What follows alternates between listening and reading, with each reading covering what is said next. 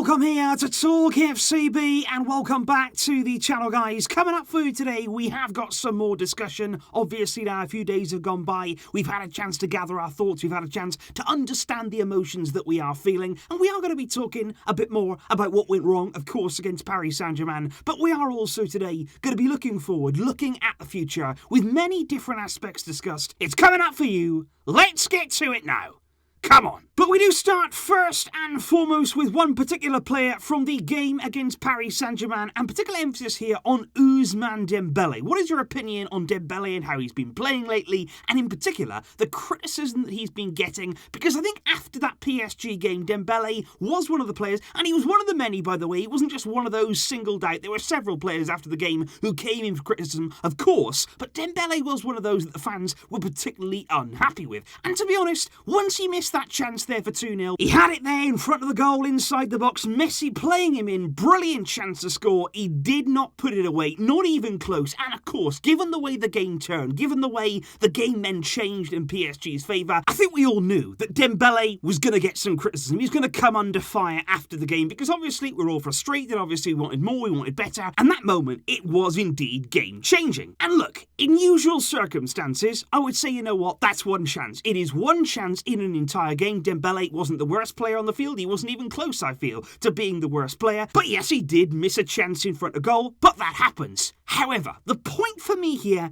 is more about Dembele's focus, more here about Dembele's concentration and what I want from him, what I demand from him as a player. Because the problem is, it's not the first time. We all know what happened against Liverpool. At the Camp Nou, 3-0 up, the chance there to make it 4-0. That was an easier chance, granted, but again, he didn't take that opportunity. And I think you see the reaction of Messi against PSG when Dembele misses. You can see that frustration. You can see there the disappointment because we know he can do more. We know he can do better. Dembele is a player, and I'm a huge Dembele fan. I've often defended him, but he's a player who can be destructive. He can be unplayable when he's at his absolute maximum level. But the problem is, we're not seeing that often enough. He is not dragging himself to that level on a consistent enough basis, and particularly there in those kind of moments. When he's in on goal, when he has those chances in the final third, he's got to bury them. He has to show more focus. He's got to take their relief out of Mbappe's book. Be clinical. Be ruthless in front of goal. He has it in him. We need to see it. And I think it's not just about the finishing either when it comes to Dembele, because you look at the game against PSG and you look in particular at that right-hand side and the way that time and time again he let Kurzawa run beyond him. And that was a real problem and a real concern, not only to us fans, but I think Koeman would have been concerned by that too, because that's about effort. That is quite simply there about tactically understanding where you need to be out of possession and ultimately working hard for your team. I expect Dembele there in a game like that to be absolutely leaving it all out there, draining the tank and just making sure that you get back in there and help out, because time and time again Kurzawa went past him, and in doing that there was real pressure on Dest. He had to deal with 2-on-1 situations. We were all put under pressure, and that could have been avoided there with a bit more heart, a bit more hunger, with Dembele tracking back, getting back and giving everything. And of course we're looking now in games to come, now in particular with Trincao banging on that door. He's been scoring when he's been given a chance in the team. Dembele may start to be pushed for his place, but you know what? That's a good thing. Every single player should fight for their place, should fight to be in this team. Competition is good.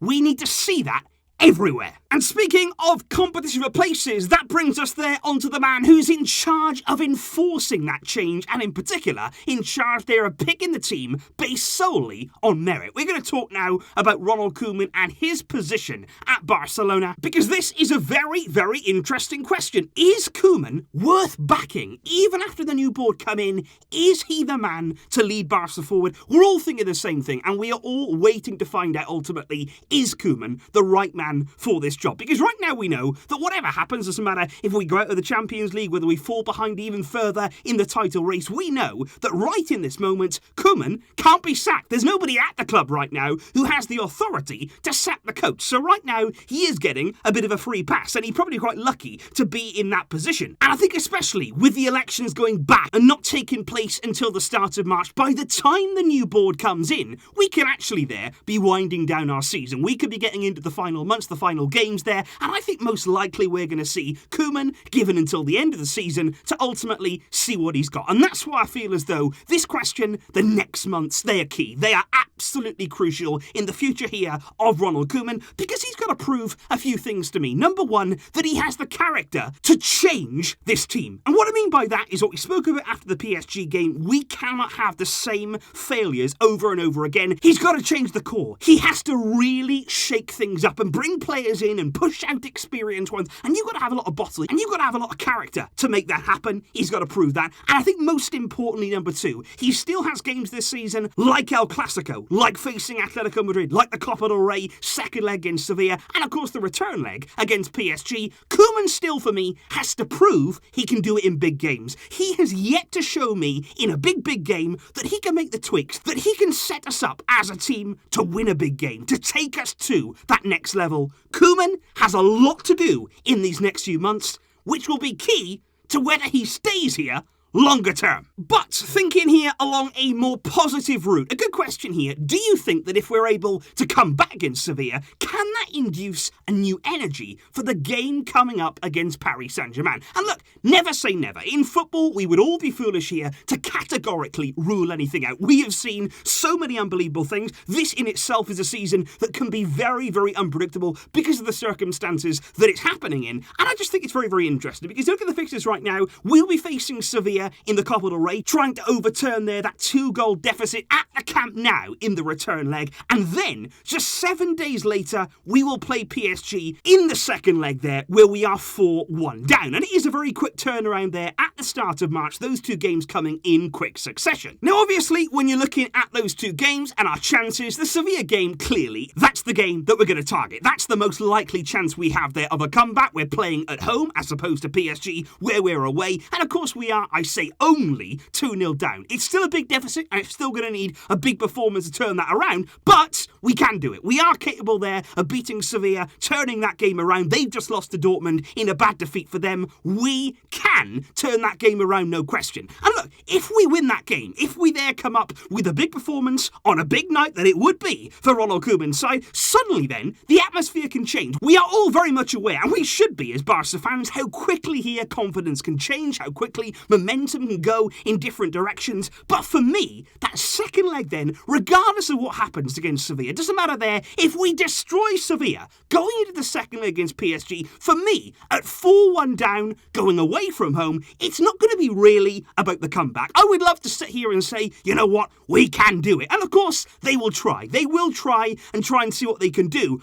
But I think going into that game, what I want to see from the team is sort of just wiping the slate clean and just competing. I want to see a team there go to Paris Saint-Germain, and I want to see a different team. I want to see the club, I want to see Koeman try something new, see different players in that second leg. I would hate to see us go there, try and get this comeback on and use the same sort of player, just try and do the same thing over again. It's pointless. At least in the second leg, try and achieve something. Try and get something positive out of this experience. Give young players the opportunity to play there in a big Champions League game. Try and lay some foundations, to do something there that we can take out of that experience and move on with it. And that, for me, is what we're targeting in the second leg. Come back or not, just use it for something. And speaking of that PSG game, and of course speaking of the defence that quite simply buckled in front of Mbappe in that 4-1 defeat, a good question here, why are so many people concerned with bringing in Haaland or any other forward when our biggest problem is the defence? Because we need a new back four. Because City's backup defence, it's still better than our back four. And to be fair, you could make an argument for that. And I would actually say there, it's a very good point. Attackers, in terms of new signings, they've always been the glamour signings. You know, ever since we were all kids, every transfer window, we'd all look forward to which star forward we were going to sign, which big striker who can score goals, who can provide that spark, who's going to be coming in. They're the poster signings, aren't they, that you really dream about.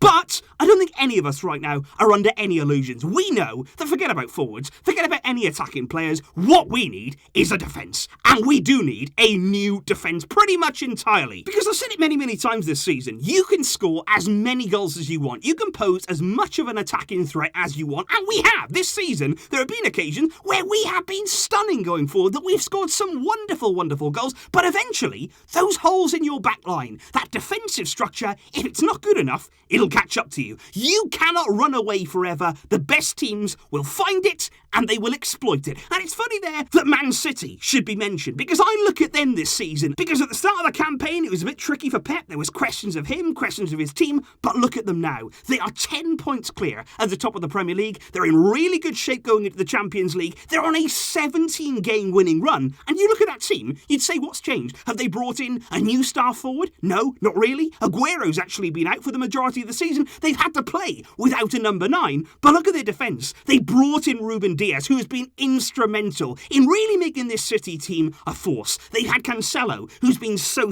much better, and somebody there like John Stones. Pep Guardiola has worked so hard on him, taken him to another level. They've improved players. They have improved that back line. And once you have a good defence, we shouldn't underrate what that does for the rest of the team, because that'll breed confidence. You will have so much more confidence and belief in your team to get results when you know you've got a solid foundation, a solid back line behind you to back you up, because you want to go out there on a big European night and you want to have confidence. You want to have belief in every single one of your players. And I think we're going out there right now knowing that, yeah, we're probably going to concede. We're probably going to get exposed at some point and we're going to need to score. And that just puts even more pressure on the forward line. So for me, I absolutely agree. Forward signings are great, but defence, clearly, that is the priority. So that right there, guys, is some of my thoughts in regard to your questions. There were some absolutely brilliant questions, and of course we are going to be trying to answer as many of those as we go on. Barca are going to be in action on Sunday against Cadiz, and there are going to be big questions ahead of that game and exactly how the team and Koeman is going to respond, especially in his team selection. Let me know your thoughts on everything we discussed in today's video down below. I will see you soon, of course, with plenty more to come. Make sure you're keeping an eye as well over on More Talk FCB. I'll be having more content coming up for you over there. Thanks as always, guys, for your excellent support. I genuinely could not ask for more. But until next time, as always, Visca El Barça.